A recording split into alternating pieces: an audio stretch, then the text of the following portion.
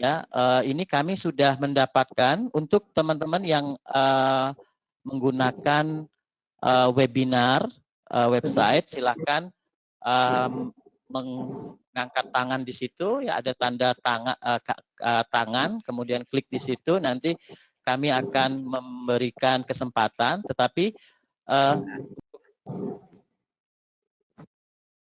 mungkin kami persilahkan dulu, kami juga mencatat beberapa pertanyaan dari peserta webinar dan live streaming YouTube yang dituliskan ya melalui chat di situ. Nanti kita akan bahas. Mungkin pertama kami minta mungkin yang pertama ini dari Bu Yani Chandra. Ya, mohon maaf kalau salah penyebutan nama. Silakan Bu Yani Chandra untuk menyebutkan apa pertanyaannya secara singkat dan ditujukan kepada siapa. Pertanyaan tersebut bisa pada pemberi makalah atau pada pembahas. Silakan.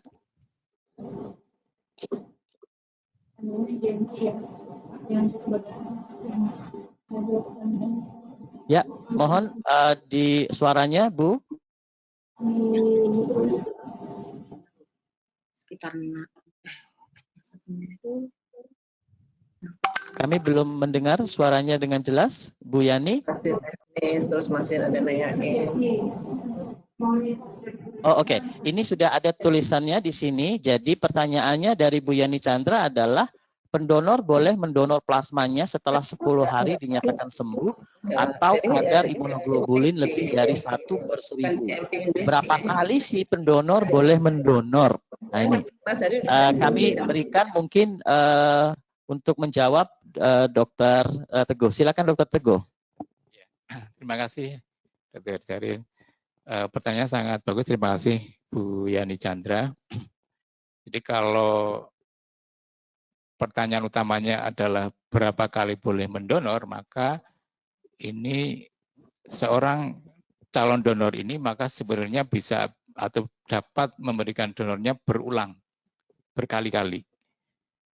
Prosedur yang dipakai adalah prosedur aferesis. Proses aferesis untuk mengambil plasma itu biasanya memiliki salah satu batasannya adalah bahwa prosedur ini dapat diulang atau dilakukan kembali paling tidak 14 hari kemudian. Dengan demikian sebenarnya kalau katakanlah hari ini pendonor memberikan donor atau donasi plasmanya dengan metode aferesis, maka dia punya kesempatan mendonorkan kembali 14 hari kemudian. Tentu syarat-syarat pendonor, syarat-syarat kadar antibodi itu harus tetap berlaku pada saatnya. Tetapi dari sisi waktu pada prosedur aferesis maka ini bisa diulang 14 hari kemudian. Sehingga katakanlah sekarang donor 14 hari kemudian donor, kemudian akan donor lagi dan seterusnya. Kalau memang berkenan untuk donor maka bisa seterusnya, dan saya agak lupa tetapi ada batasan per 12 bulan. Mungkin pada donor wanita akan lebih sedikit dibandingkan donor laki-laki. Kenapa? Karena mungkin akan ada fase untuk siklus bulanan yang itu harus dihindari. Sehingga mungkin batasan dalam 1 tahun kalau saya tidak salah mungkin sampai dengan 10 liter laki-laki. Kalau perempuan tentu di bawah itu. Tapi pada dasarnya adalah boleh donor kembali setelah 14 hari. Mungkin sudah menjawab. Ya, oke. Terima kasih Dokter Teguh atas jawabannya. Mungkin kami buka lagi pertanyaan dari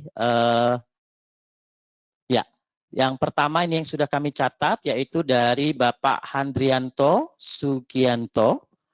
Ya, pertanyaannya adalah kenapa titer ELISA harus 1 berbanding 1000 dan mengapa neutralizing antibody harus 40? Mungkin dari Dr. Mardia, silakan Dr. Mardia. Terima kasih. Jadi pengukuran kualitas dari plasma convalescence yang akan diberikan ini menjadi salah satu kunci keberhasilan dari terapi ini.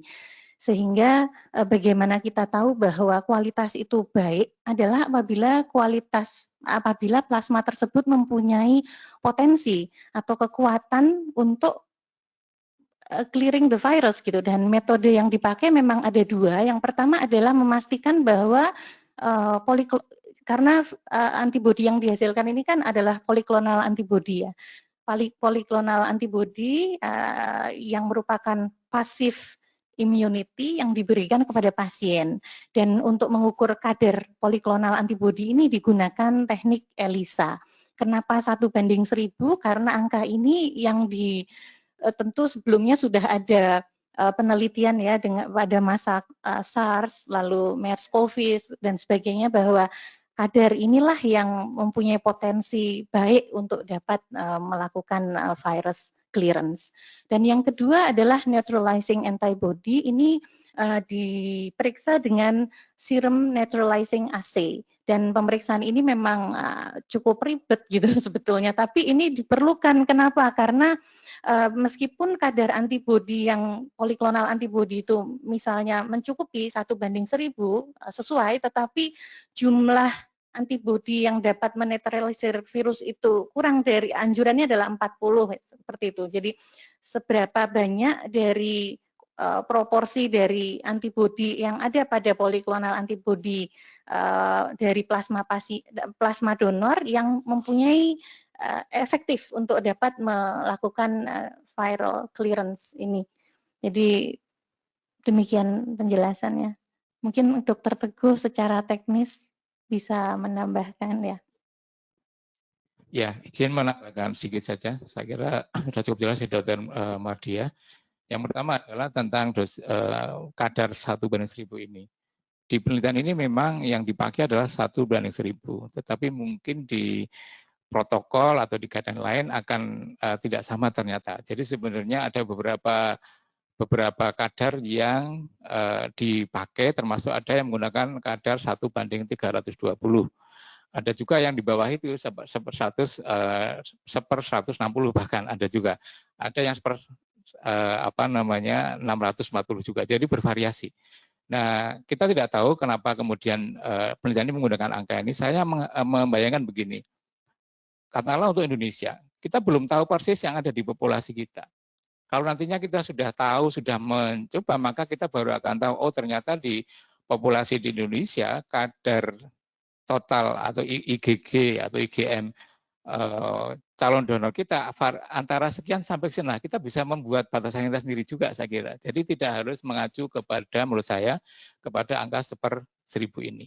Demikian juga untuk neutralizing antibody yang batasnya titernya adalah 40, ini mungkin juga tidak selalu sama. Di AABB yang launching, kalau saya salah terakhir tanggal 4 April, kemarin mereka menggunakan batasan 1/80. Mohon kasih Bu Rizka nanti kalau keliru. Tapi intinya adalah menurut saya batasan ini memang kita bisa mengacu, tetapi kita juga menurut saya nantinya akan bisa membuat batasan di populasi di Indonesia sendiri. Kenapa dua-duanya ini diperiksa? Menurut saya tambahan sedikit saja bahwa neutralizing antibody titer ini adalah titer untuk menghitung atau mendeteksi antibody yang secara langsung bisa menghancurkan atau melisiskan virusnya seperti yang disampaikan Dr. Matia. Tapi kalau yang ELISA ini kan IgG katakanlah itu IgM yang sifatnya total. Yang ini mungkin tidak semuanya merupakan antibody neutralizing. Mungkin demikian. Sehingga dua-duanya tetap harus dilakukan pemeriksaan. Mungkin begitu, Dr. Rito. Ya. Oke, terima kasih atas penjelasannya mengenai ELISA ini. Kemudian ada dua pertanyaan yang kami akan jadikan satu, yaitu dari Rio, dari Cianjur, dan Bapak Willy atau Mas Willy di sini atau Mbak Willy, mengenai apakah sudah ada terapi ini dilakukan di rumah sakit di Indonesia dan sebetulnya apakah ada pada pasien jenis seperti apa yang bisa diberikan di sini. Sebetulnya tadi kami sudah ya, karena itu harus dimatiin ya. Jadi tadi sebetulnya sudah kita jelaskan ya bahwa ini akan merupakan proses uji klinik, sehingga mungkin tambahan dari Dr. Mardia, silakan Dok. Oh iya, saya kira pertanyaan seperti ini sudah kita duga akan ada ya dokter, karena memang isu mengenai plasma convalescence ini menjadi sangat hot di masyarakat luas gitu. Ya sangat maklum karena situasinya memang masih pandemik seperti ini, dan seperti tadi disampaikan Dokter Jarir bahwa untuk bisa menerapkan metode ini secara aman, kita masih memerlukan banyak sekali upaya ya uji klinis. Dan secara singkat jawaban untuk kedua penanya ini adalah pada saat ini belum diberikan di Indonesia. Demikian. Oke, terima kasih Dr. Martia. Oke, kami lanjutkan ini dari Dr. Rizka, ini dokter di Puskesmas Cepu. Pertanyaannya, pemberian convalescence ini apakah bisa diberikan pada pasien simptomatik yang ringan dan sedang untuk mempercepat penyembuhan? Nah, ini tadi sebetulnya sudah juga dijelaskan bahwa kita belum punya bukti ya bahwa convalescent plasma ini bisa diberikan pada pasien COVID dengan ringan dan sedang, karena tadi case seriesnya pun diberikan pada pasien dengan critically ill, ya, jadi yang dengan COVID-19 yang berat. Kemudian bagaimana menyesuaikan tata laksana COVID umum saat ini dengan antiviral, azitromisin, kloroquine, dan dengan convalescent plasma transfusi. Ya, tadi juga sudah dijelaskan dalam proses uji case seriesnya bahwa ini juga diberikan bersama-sama ya tadi dengan berbagai jenis terapi modalitas yang lain. Tapi mungkin bisa ada tambahan lagi dari Dr. Teguh, silakan Dok. Terima kasih Dr. Jari. Jadi khususnya untuk yang pertanyaan nomor 4, jadi memang sih dok, ada perkembangan makanan juga nih, tetapi ini masih sangat dini dan sangat belum ada dasar yang kuat bahwa muncul pertanyaan begini, kalau ini hanya diberikan pada pasien-pasien yang berat kemudian sembuh, kenapa tidak dipikirkan juga diberikan pada pasien yang mulai masuk ke fase ini dan sebelum fase diberikan ventilasi. Sehingga harapannya kalau itu ternyata itu bisa membantu, maka akan mengurangi kebutuhan ventilator itu sendiri, demikian. Dan saya mendengar dari ada sejawat di Eropa sepertinya, tapi nanti saya belum berani bilang, sepertinya akan berkembang mengarah kepada terapi pada saat awal dirawat. Sepertinya begitu. Jadi ini perlu kita cari informasinya bareng-bareng. Tapi sepertinya sudah mulai ada isu-isu untuk mengarah ke sana, tetapi masih sumir. Ya, jadi ada beberapa informasi, tapi kita masih harus mencari informasi lebih jelas ya mengenai penggunaannya pada pasien-pasien yang ringan dan sedang ini. Tetapi kalau kita mengaca pada MERS dan SARS, pemberian convalescent plasma ini bagaimana ini? Mungkin Dokter Mardia punya informasi. Silakan, Dok. Ya, jadi pemikiran untuk kemudian memberikan treatment ini seawal mungkin itu kemudian muncul setelah melihat oh ternyata baik kalau diberikan pada orang yang sudah sangat parah. Terus kemudian orang berpikir bagaimana kalau diberikan kepada orang yang jauh lebih baik, mungkin outcome-nya akan lebih, itu pemikiran yang sangat wajar untuk kemudian muncul. Namun sekali lagi justru di dunia kedokteran itu kita sering berpikir terbalik ya. Di dunia saya, dunia kanker gitu, itu juga selalu terapi itu dia bagus dulu enggak di yang setting metastasis. Nanti kalau dia bagus di setting metastasis, baru kemudian bisa enggak di setting yang adjuvan. Iya. Nah, jadi ini sangat kritis pertanyaannya. Dan tadi Dokter Teguh sudah menjelaskan sedikit, saya ingin menyampaikan alasan yang mungkin lebih sedikit ilmiah gitu ya. Jadi mengapa kok tidak bisa diberikan pada yang awal, apalagi dalam setting infeksi yang khusus untuk COVID-19 ini. Yang pertama adalah karena data yang ada dari clinical trial yang ada saat ini masih sangat terbatas, dan itu semua dilakukan pada pasien yang severe. Itu yang pertama. Yang kedua adalah dari sisi imunologi ya. Jadi pada pasien yang muda gitu dan tanpa komorbid itu kan daya tahan tubuh baik yang sifatnya innate atau seluler dan adaptif ataupun humoral itu masih sangat baik gitu ya. Jadi dan harapannya seimbang. Sehingga dengan keseimbangan innate immunity dan cellular immunity ini, innate dan humoral immunity pada orang yang muda ini diharapkan akan secara sendirinya bisa mengatasi kondisi yang ringan gitu. Dan sedangkan pada orang-orang tua di mana daya tahan tubuhnya menurun lalu banyak komorbiditas, ini banyak sekali kasus-kasus yang kemudian berkembang menjadi lebih berat lagi ya. Salah satu tinjauan dari sisi imunologis adalah kemungkinan adanya suatu antibody dependent enhancement atau ADE, karena mungkin dengan usia yang sudah lanjut beliau sudah terpapar dengan coronavirus yang serotype yang bermacam-macam gitu ya, yang dulu pernah gitu dan sekarang mempunyai titer yang sudah cukup tinggi, namun pada saat ini datang coronavirus dengan serotype yang lain gitu. Jadi justru antibodi yang sudah muncul di dalam tubuh mereka itu tidak bisa mengenali yang sekarang dan justru menimbulkan apa yang disebut dengan antibody dependent enhancement yang menimbulkan efek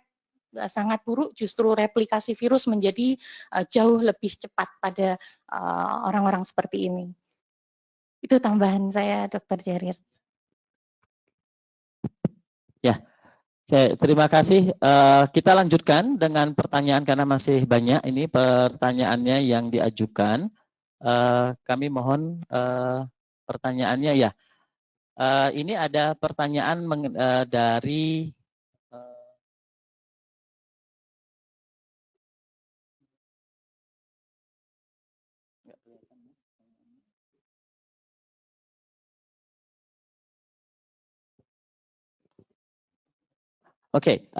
dari Nazifa Utami ya, pertimbangan plasma yang dipilih apa ya dok? Yaitu bukankah di serum juga ada?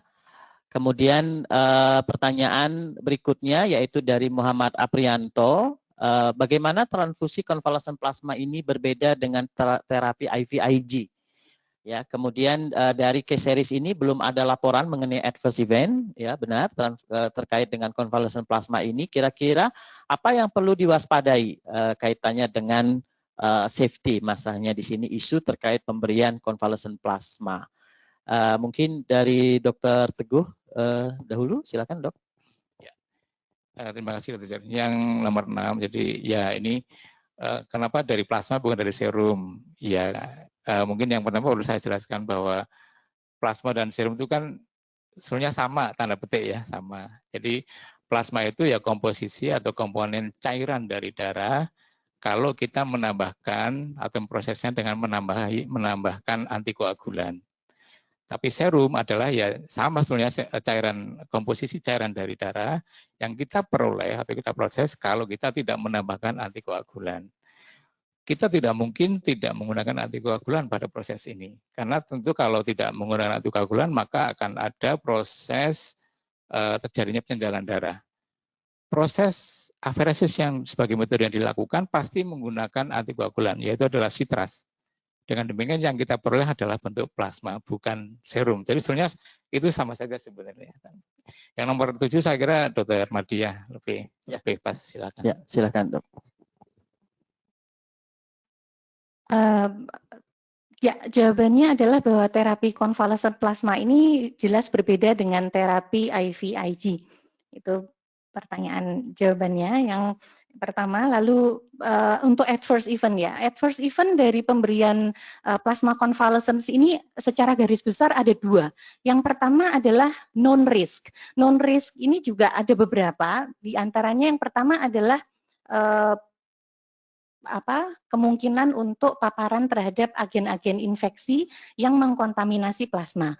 Namun dengan kemajuan teknologi saat ini, saya kira hal tersebut sudah bisa sangat diminimalisir. Yang kedua adalah efek adverse events yang sifatnya imunologis. Karena produk ini diberikan kepada orang-orang yang mempunyai problem main problem di paru, maka efek samping seperti TRALI atau transfusion related acute lung injury adalah merupakan salah satu adverse event imunologis yang perlu diwaspadai. Yang kedua adalah kelompok kedua adalah resiko-resiko yang bersifat teoretik. Ya, yang salah satunya tadi sudah saya sebut yaitu adanya antibody dependent enhancements. Jadi justru antibody yang dimasukkan kepada seseorang tapi tidak berfungsi dengan baik, tidak bisa mengenali antigen yang ada di dalam tubuh resipien, dalam hal ini antigen dari virus di tubuh pasien, itu kemudian justru akan memfasilitasi sel-sel innate immunity seperti makrofag dan monosit untuk menjadi tempat replikasi dari virus lebih banyak. Itu, dokter. Ya, oke. Terima kasih. Jadi tidak pemberian convalescent. Jadi pemberian convalescent plasma ini tidak berarti 100% safe ya. Jadi memang ada masih resiko-resiko yang harus kemudian kita waspadai dan kemudian tentunya kita mitigasi selama proses pemberiannya nanti. Oke, kemudian ada lagi pertanyaan di sini mengenai apakah plasma ini dilakukan viral inaktivasi dulu, ini dari Soraya Puspajelita, karena tadi dijelaskan bahwa pemberiannya harus pada hari yang sama ya dengan pada saat pemberian donor. Kemudian dari Saifuddin Ali Ahmad menanyakan mengenai apa ada data terkait jenis strain COVID-19, apa tipe S yang highly pathogenic atau tipe L yang low pathogenic. Kemudian dengan tingkat mutasi yang tinggi karena mutasi RNA, maka apakah perlu ada semacam mapping strain terhadap prevalen strain dari virus tersebut, karena belum ada publikasi mengenai strain dari isolate COVID-19 ini. Ya, ini agak sedikit ya kita harus lihat datanya. Ya, silakan mungkin Dr. Teguh, silakan Dok. Ya, terima kasih Dr. Jaril, khususnya 8. Nanti kalau kurang boleh ditambah Bu Rizka ya, Bu Rizka nanti ditambah yang pertanyaan nomor 8. Jadi karena ini kan nanti yang namanya viral inactivation maksudnya mungkin PI, pathogen inactivation atau PRT, pathogen reduction technology. Jadi pada pembuatan plasma yang apalagi kalau untuk yang fraksionasi, pasti metode ini harus dilakukan. Ini adalah upaya untuk menjamin bahwa produk yang dihasilkan adalah produk yang betul-betul aman contohnya aman dari virus. Nah, pada plasma konvalesen maka kita melihat beberapa menetapkan dilakukan PI, tetapi di penelitian ini tidak dijelaskan. Tidak setahu saya tidak dieksplisitkan apakah dilakukan PI ataupun pathogen inactivation ataukah tidak. Di beberapa yang sekarang berjalan ada yang meneruskannya sebagai PI dianjurkan atau kalau memungkinkan direkomendasikan. Artinya bukan sebuah kewajiban yang sifatnya mutlak, oleh karena kita tahu perlakuan PI ini sangat spesifik. Tidak semua center akan mampu. Alatnya juga cukup besar. Apalagi biasanya dilakukan ada pada produk-produk yang pada institusi-institusi yang mengerjakan plasma fraksionasi khususnya. Atau mungkin kalau di luar memang sudah mengerjakan PI ini. Tapi untuk di Indonesia saya yakin belum ada UTD ataupun rumah sakit yang mengerjakan PI ini. Nah, sehingga apakah harus atau tidak ini mungkin menjadi catatan, karena di beberapa negara yang sudah maju pun mungkin ini masih menjadi bentuk saran, tetapi tidak harus karena pasti akan butuh metode teknologi dan juga butuh fasilitas yang serta tentu saja masalah biaya yang cukup besar. Mungkin ini mohon ditambahkan oleh Bu Rizka saya kira tentang PI ini. Ya, oke, silakan Bu Rizka. Ya, terima kasih Dok. Ya terkait dengan plasma inaktivasi, memang tadi seperti yang disampaikan oleh Dr. Teguh ya, ada yang mengatakan disarankan, tapi sebaiknya sih diharuskan ya plasma inaktivasi, meskipun memang ada keterbatasan dari instrumen untuk plasma inaktivasi. Bisa kita mulai dari awal ketika melakukan seleksi donor. Oleh karena itu yang seperti tadi kami sampaikan bahwa aspek GMP itu perlu ditegakkan untuk penjaminan mutu. GMP dalam hal ini bukan berarti sarana fisik atau gedungnya, tapi lebih pada penjaminan mutu, di mana mulai dari collecting, processing, dan sampai storage-nya nanti semua dapat dipastikan terjaminan mutunya ya. Nah, kalau kita melalui proses screeningnya dulu kita sudah bisa men-screen, saya rasa kalau UTD-UTD yang sudah memenuhi GMP, mereka sudah punya prosedur untuk screening tersebut. Nah, ini bisa dilakukan artinya plasma inaktivasi bisa dilakukan dengan melalui mitigasi risiko ketika awal screening. Tetapi lebih baik lagi kalau dia bisa dilakukan plasma inaktivasi dengan metode filtrasi tadi. Itu yang bisa ditambahkan, Dok. Rasanya penting sekali untuk plasma inaktivasi ini untuk diperhatikan ketika nanti kita juga akan melakukan uji klinik nanti dalam protokolnya. Jadi visibility untuk melakukan plasma inaktivasi juga menjadi suatu pertimbangan. Terima kasih. Ya, terima kasih Bu Rizka. Jadi dalam kondisi ini disarankan untuk dilakukan PI karena ini merupakan risk ya untuk pasien atau resipien. Dan tadi disebutkan bahwa perlu adanya screening yang cukup ketat ini pada pihak donornya sendiri, ya. Artinya ini juga tidak mudah kita menemukan donor yang kemudian juga mempunyai kriteria-kriteria dengan cukup baik. Nah, untuk berikutnya mungkin Dr. Madya bisa menambah dan juga pertanyaan mengenai strain mengenai COVID-19 ini. Silakan, Dok. Baik. Tadi menyinggung pertanyaan soal strain virus ya. Ya, kalau ditanyakan apakah data strain COVID-19 sendiri, saya kira belum banyak digali ke sana. Namun sampai sejauh ini yang difahami adalah bahwa virus penyebab COVID-19 ini adalah suatu coronavirus dan ini adalah suatu single strand RNA virus yang mempunyai struktur beramplop gitu ya, dan beberapa antigen yang terpenting adalah S, yaitu spike antigen, envelope atau E, nukleokapsid, N, dan M itu adalah membran. Dan yang terpenting dari keempat struktur ini secara patologis adalah yang S atau spike, karena inilah struktur yang merupakan ligan yang berikatan langsung dengan reseptor yang terdapat pada manusia.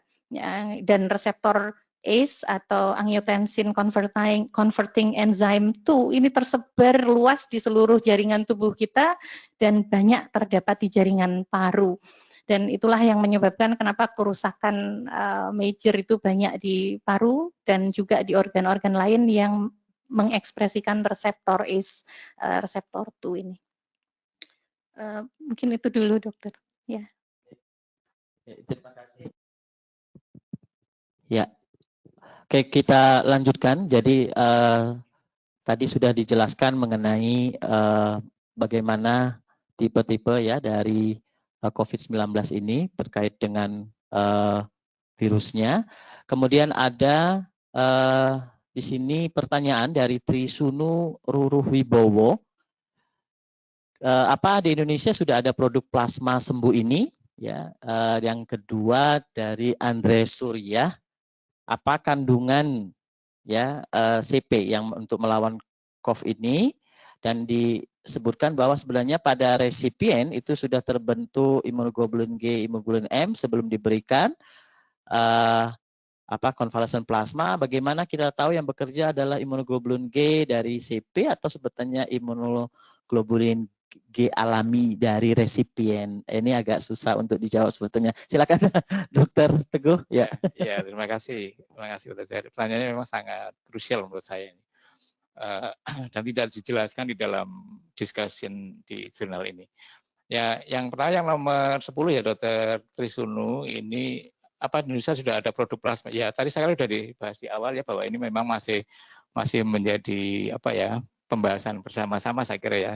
Tetapi kalau mau diproduksi bisa nggak ya? Pasti bisa sebenarnya. Tetapi ya, mungkin belum karena harus ada acuan-acuan yang harus kita penuhi terlebih dahulu untuk bisa membuat produk ini dengan baik dan dengan aman untuk ditransfusikan. Yang nomor 11 ini saya punya slide di slide saya terakhir yang mungkin sedikit menjelaskan ini saya iseng sebenarnya, tetapi mungkin bisa untuk kami dan memacu kita untuk berpikir bareng-bareng ini menurut saya. Slide terakhir. Jadi setelah terima kasih. Ya ini kalau Jamaah Residen sudah membuat seperti ini jadi. Ya di slide ini. Jadi saya ingin menampilkan satu slide ini. Ini slide yang saya buat coba bikin begitu iseng saja dari data yang ada di jurnal ini. Yang di tabel atas ini saya ingin membandingkan atau memperlihatkan kepada kita bersama dari pasien nomor 1 sampai dengan nomor 5. Saya yang melihat IgG-nya, IgM-nya saya tidak lihat. IgG-nya pada pasien D-1 artinya sebelum transfusi itu ternyata kan memang sudah terdeteksi. Pasien nomor 1 ada 48.000, hanya 1/48.000. Pasien nomor 4 juga jumlahnya juga cukup tinggi sama. Nah, kemudian kita melihat IgG dari donor. Pada donor pertama, yang itu artinya diberikan pada pasien yang pertama, itu kadarnya adalah 16.200. Artinya justru lebih sedikit, lebih rendah dibandingkan yang sudah ada pada pasiennya. Kemudian demikian juga pada pasien nomor 2, nomor 3, dan seterusnya sampai dengan nomor 5. Kita lihat di kolom ketiga, ini adalah kadar IgG pada D+1. Kalau saya membuat D+7 kayaknya terlalu jauh ya, masih banyak hal. Ini saya mencoba D+1. Kalau kita lihat maka di pasien nomor 1, kadar IgG-nya adalah H+1 setelah transfusi adalah 14.000 sekian. Itu lebih rendah dibandingkan yang dari donor dan jauh lebih rendah dibandingkan yang sebelumnya. Ini D+1 atau H+1. Kenapa saya sampai H+1? Karena saya mengasumsikan ini saya anggap masih hasil dari transfusinya begitu. Nah, kemudian yang bawah. Jadi kalau kita lihat, wah ini kok malah menurun ternyata. Misalnya. Nah, di tabel yang bawah, saya mencoba memplotkan data ini dengan yang similar begitu. Pasien 1 sampai dengan 5, saya melihat NT-nya, neutralizing titernya, antibody titernya. Kita melihat, saya pasien nomor 1 saja misalnya. D-1 artinya sebelum transfusi kadar titernya adalah 1/160. Donornya yang diberikan adalah 2 matulanya lebih tinggi dari kondisi pratransfusi pasien. Dan H+1 atau D+1 adalah kadarnya 320. Jadi saya membayangkan logika matematis sangat sederhana itu ternyata masuk pada yang tabel yang bawah. Pada tabel yang neutralizing antibody dibandingkan yang IgG. Jadi kalau kita lihat yang di bawah sebarannya, saya membayangkan ini logika matematika sederhana sekali yang ada di kadar neutralizing antibody titer H+1 itu kurang lebih merupakan penjumlahan kombinasi atau penjumlahan dari kadar sebelumnya dan kadar dari donor yang kita transfusikan. Tentu ini nggak bisa dijadikan acuan yang pasti, masih harus dibahas panjang, tapi saya memacu kita untuk berpikir bersama-sama apakah memang betul bahwa plasma konvalesen ini membantu katakanlah penyembuhan pasien hanya berdasarkan menambah jumlah IgG ataupun neutralizing antibody-nya, ataukah sebenarnya ada hal-hal lainnya yang kemudian ikut memacu, memproduksi atau memacu respon imun atau apapun lah harus dijelaskan dokter dia sehingga kemudian efikasinya menjadi lebih baik, atau ada hal lain yang mengganggu sebenarnya di sini. Mungkin begitu dokter Jarif. Mudah-mudahan menambah masalah ini. Iya. Terima kasih Dok Teguh, luar biasa. Jadi data yang ada sebetulnya kita juga bisa melihat trennya. Tetapi ini kalau melihat tren seperti ini Bu Mardia dari segi imunologi sebetulnya bagaimana penjelasannya ini ya? Baik, ternyata Dokter Teguh sudah sangat antisipatif ya untuk karena mungkin mempertanyakan juga ini sebetulnya efek yang muncul itu dari mana gitu. Dan di akhir paper yang kita bahas hari ini juga penulis menyampaikan dengan sangat tulus bahwa apakah perbaikan klinis yang didapatkan pada pasien ini semata-mata hanya karena tambahan convalescent plasmanya atau because of other things gitu ya, terapi suportif yang diterima dan terapi yang sudah dijalani oleh pasien ya. Oke, jadi kalau melihat data ini ya, jadi kita justru harus semakin memahami bahwa terapi plasma sembuh atau plasma convalescence pada COVID-19 setidaknya sampai di titik ini masih merupakan last resort gitu. Last resort, terapi adjungtif, ya, terapi penunjang dan bukan terapi utama, terapi definitif itu bukan. Dan sejatinya terapi definitif memang belum ada buat COVID-19 ini. Jadi antivirus diberikan dalam upaya membunuh virus tentunya. Lalu steroid yang diberikan itu dalam upaya untuk memperkecil reaksi inflamasi yang muncul pada pasien karena adanya cytokine storm yang justru mungkin akan merusak organ-organ pada pasien ya. Dan kalaupun diberikan antibiotik ini tujuannya adalah untuk memberikan terapi pada infeksi sekunder yang mungkin muncul pada pasien. Nah, di akhir-akhirnya kalau semua senjata ini sudah tidak baik ya, tidak memberikan manfaat yang signifikan, baru kemudian imunisasi pasif ini diupayakan. Ya, harapannya tentu dengan memberikan imunisasi pasif ini antibodi yang sudah siap lebih siap dari orang lain yang sudah pernah sembuh, ini memberikan harapan yang lebih baik. Namun sekali lagi tadi juga penulis menyampaikan di artikel tersebut bahwa apakah kita sangat yakin bahwa ini adalah efek dari substansi yang kita tambahkan di akhir? Iya, data secara klinis dan laboratoris menunjukkan iya. Tetapi apakah itu semata-mata karena itu, penulis juga tidak bisa menyimpulkan karena itu terlalu dini saat ini. Demikian Dr. Sheryl tambahan saya. Terima kasih kedua pembicara.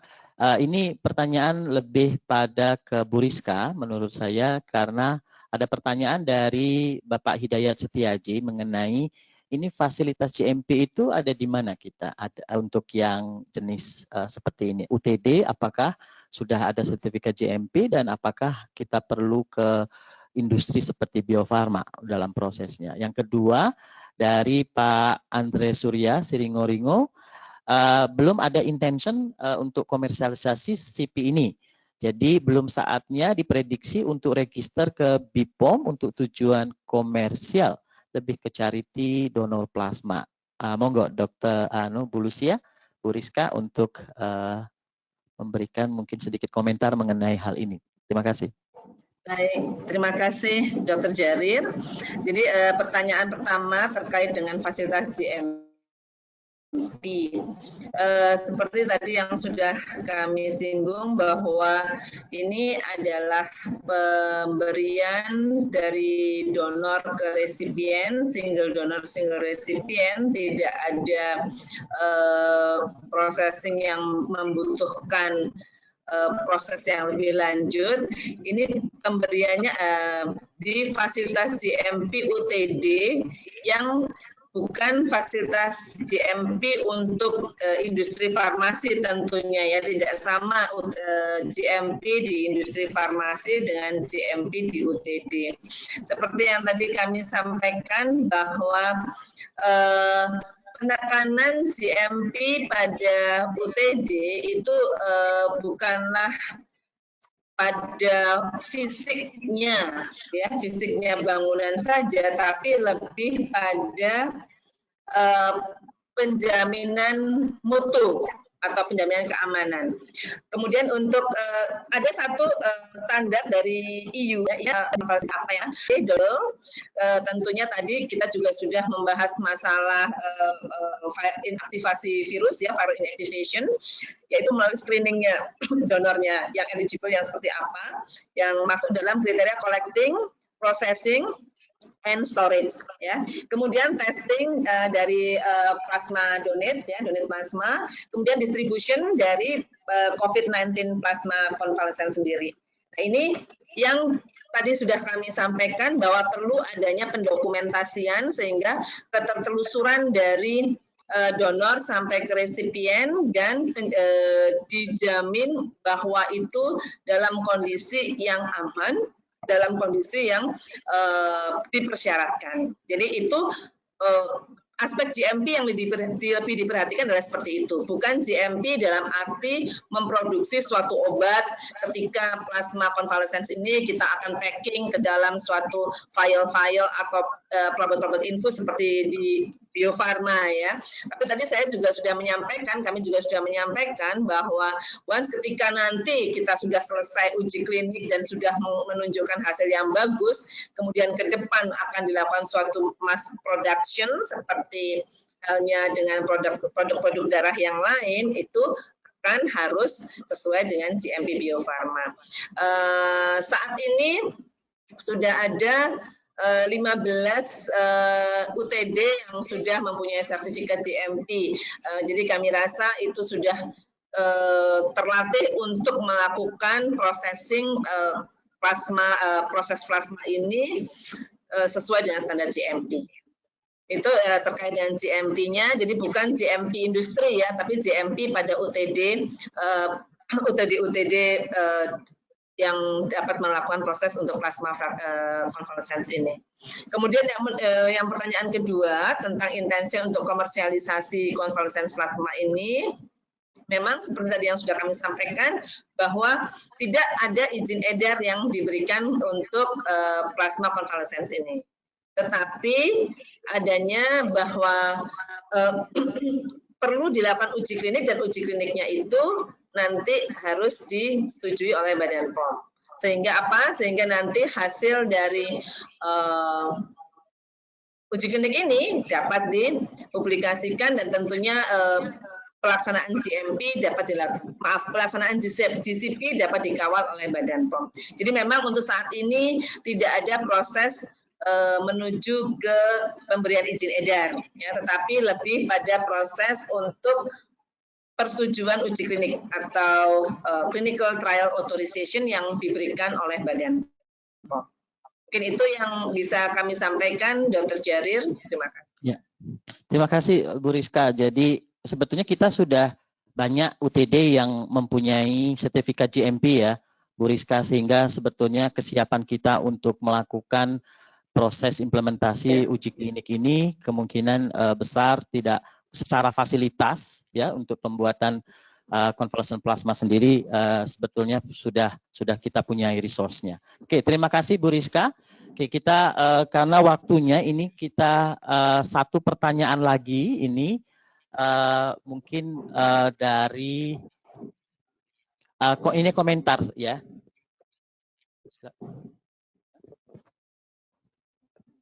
Ya, oke. Mungkin komentar-komentar saja ya. Jadi saya akan menyebutkan beberapa komentar. Jadi tidak karena waktunya tidak bisa kita menjawab semuanya. Bahwa di sini ada harapan terapi ya.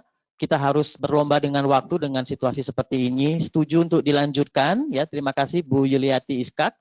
Kemudian ini Prof. Sri Suryawati, mestinya Komite Etik memaparkan gambaran prosedur dan rambu-rambu untuk memfasilitasi riset ini. Yang diminta didaftarkan ke Badan POM adalah protokol uji klinik. Kalau produk CP tadi disampaikan bahwa produk ini tidak memerlukan NIE. Ya, jadi ini komentar. Terima kasih Prof. Sri Suryawati. Kemudian dari Elida Marpaung, saya setuju karena belum untuk tujuan komersil sehingga belum waktunya untuk registrasi Badan POM. Tadi sudah dijelaskan oleh Bu Rizka. Kemudian selanjutnya dari Daniel Rizky bahwa pemeriksaan antibody titer adalah suatu mandatori untuk suatu donor. Sehingga pemeriksaan titer antibody untuk COVID-19 di Indonesia apakah memang sudah bisa dilakukan. Kemudian pemberian CP dari donor ke resipien, penelitian oleh Shen menyarankan diberikan dalam 1 hari. Dengan kondisi ini apakah memungkinkan, bagaimana kalau frozen, kemudian di towing dan sebagainya. Memang ini merupakan hal-hal yang jadi harus pembahasan tadi juga. Dan salah satu dari uji klinik oleh Cheng tahun 2004 mengenai CP ini pada SARS-CoV-1, donor tidak diperiksa titik antibodi dan diberikan tanpa protokol dan konsekutif diberikan secara 2 kali, melainkan bisa multiple sesuai kondisi pasien apakah bisa diterapkan untuk uji klinik pada COVID tadi. Tadi sebetulnya ada beberapa sudah dijawab. Kemudian selanjutnya, demikian saja komentarnya 18. Ya, oke. Oke. Mungkin karena tadi waktunya mungkin kita nggak bisa menjawab secara keseluruhan, ya. Mungkin kita bacakan saja beberapa pertanyaan yang mungkin bisa jadi pemikiran kita bersama. Nomor 19 dari Bu Dr. Ina Triasi, kondisi pandemik dengan bukti ilmiah terbatas terkait plasma ini, bagaimana kaidah GCP dalam uji klinik terapi plasma nantinya. Ini juga Bu Rizka mungkin tadi, karena kalau kita menerapkan GCP totally, fully untuk kegiatan pada proses pandemi ini, tentunya kan proses persiapannya kalau GCP juga panjang ini, bagaimana nanti untuk GCP-nya untuk proses pandemi ini. Kemudian ini mungkin kita bisa diskusikan jika kemudian hal ini sudah menjadi bentuk protokol. Ya, saya kira mungkin demikian. Ya, tidak bisa semua kami jawab pertanyaannya, Bapak Ibu. Terima kasih kami ucapkan kepada Dr. Teguh, Dr. Martia. Ya, Bu Rizka, silakan Bu Rizka ada ingin memberikan. Ini supaya diskusi ini berkelanjutan, segera uji klinik multisenternya kita realisasikan ya, Dr. Jarir. Ya, supaya diskusi ini kan sudah banyak memberikan harapan supaya ada realisasinya, tentunya uji klinik multisenternya harus segera kita laksanakan, Dok. Ya, betul sekali, Bu Rizka. Ini juga himbauan kami kepada seluruh teman-teman. Ini monggo kita saling berkoordinasi. Kami bisa dikontak atau silakan juga berkoordinasi pada tim masing-masing jika ingin melakukan studi-studi uji klinik seperti ini, tapi diharapkan melibatkan Badan POM sebagai regulatori dalam hal ini, kemudian juga membuat mungkin mempercepat pembuatan protokol yang mempunyai scientific base yang baik. Dan tentunya kita tadi sudah dijelaskan ini berpacu ya dengan waktu karena pandeminya yang sangat tinggi dan angka kematian di Indonesia yang juga masih sangat tinggi. Terima kasih masukannya Bu Rizka atas waktunya juga. Dr. Teguh, terima kasih atas presentasinya dan semua ilmunya yang bermanfaat.